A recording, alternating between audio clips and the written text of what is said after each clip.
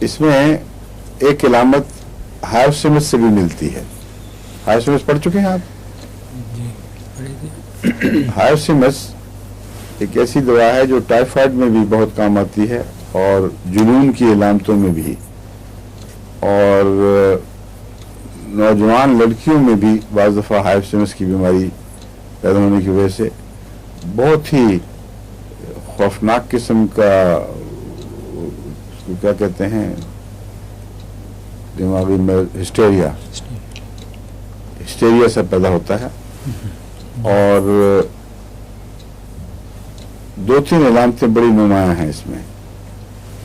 ایک یہ کہ مریض اپنے کپڑے چنتا ہے، یوں کر کے چٹکیاں سی کاٹتا ہے، بدن کو بھی اور کپڑوں کو بھی. یہ ٹپیکل علامت ہے ہائیوسیمس کی، لیکن آرسنک میں بھی پائی جاتی ہے، اس لیے میں آپ کو فرق بتا رہا ہوں. آرسنک میں جب یہ پائی جائے تو لیسیویس تھاٹس ایکسپریشنز نہیں ہوتے، یعنی شہوانی باتیں مریض نہیں کرتا، نہ اس طرح دماغ جاتا ہے. لیکن پاک باز صاف ستھری بچی معصوم جب وہ بے ہوشی یا اپنے دماغی دورے میں ایسی باتیں کرنی شروع کرے تو ماں باپ کے لیے سخت الجھن پیدا ہو جاتی ہے کہ اس ایسی معصوم بچی میں آیا کیسے. اصل میں وہ اس کی طبیعت کے غم کی وجہ سے نہیں بلکہ سوزش کی وجہ سے خیالات پیدا ہوتے ہیں. متعلقہ اعضاء میں اگر سوزش ہو تو بعض سوزشوں کے نتیجے میں وہاں ایسی ٹاکسن پیدا ہوتی ہے جو دماغ کی طرف خون کے ذریعے منتقل ہو کے وہاں ویسے خیالات پیدا کر دیتی ہے. تو اس ایسے مریض کی ایسی باتیں اس کی روحانی بیماری کی علامت نہیں ہے، جسمانی بیماری کی علامت ہے. یہ آرسنک میں ہے جی؟ نہیں، ہائیوسیمس میں. میں فرق بتا رہا ہوں. جی چنتا ہے مریض دونوں صورتوں میں، کپڑے چنتا ہے، بے چین بھی ہے. ہائیوسیمس کا مریض بڑا بے چین ہوتا ہے.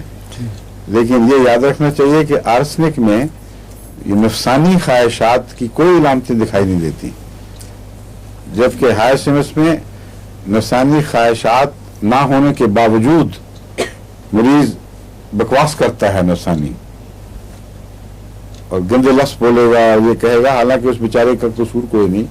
مرد ہو یا عورت دونوں میں پایا جاتا ہے، مگر عورتوں میں یہ بیماری زیادہ ہے. یعنی اگر یہ ایسی ہو تو اور زیادہ آکورڈ ہو جاتی ہے لوگوں کے لیے، ان کے والدین کے لیے بڑی سخت الجھن پیدا کرتی ہے. ڈاکٹر آیا باہر سے اور بچی کو دکھایا تو اس نے آگے سے ایسی باتیں شروع کر دیں تو وہ شرمندہ ہوتے ہیں کہ ڈاکٹر کیا اثر لے گا کہ یہ بچی کی پرورش کیسی ہوئی ہے، حالانکہ قطعاً قصور نہیں ہوتا. اس لیے بہتر یہ ہے کہ ہومیوپیتھی ڈاکٹر کو بلایا جائے، وہ فوراً سمجھ جائے گا. لیکن ایلوپیتھ کا کوئی پتہ نہیں، وہ خام خواہ کی ہسٹری بنا لیں کوئی. ٹھیک ہے نا؟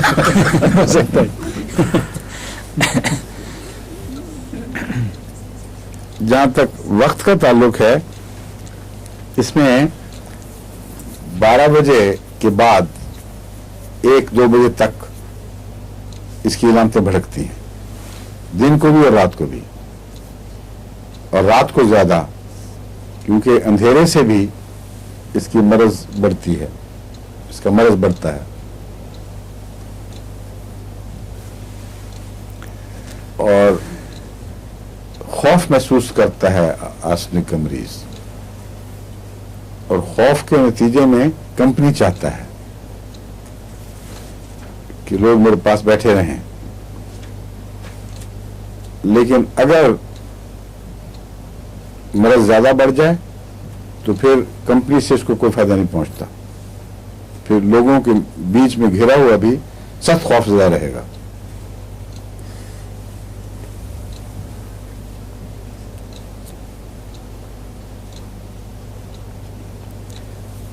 اس کے مریض میں مرض میں بعض دفعہ ورمیں پیدا ہوتی ہیں، کیونکہ گردے سے بھی اس کا تعلق ہے، اور بعض جگر وغیرہ سب کے اوپر کچھ نہ کچھ سرس انداز ہوتا ہے.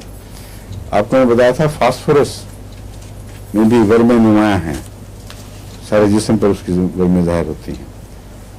آرسنک میں بھی جسم پہ ورمیں ہوتی ہیں، لیکن اس کی آنکھ میں اوپر بھی اور نیچے بھی ऐसी इलामतें पाई जाती हैं जो ऊपर की वरम काली कार्ब से मुशाबे होती है और नीचे की वरम एपिस से मुशाबे होती है। काली कार्ब में ऊपर से वरम होकर आंख को नीचे गिराती है और एपिस में निचले हिस्से में यहाँ वरम लटक जाते हैं, फूले फूले हिस्से छोटे छोटे।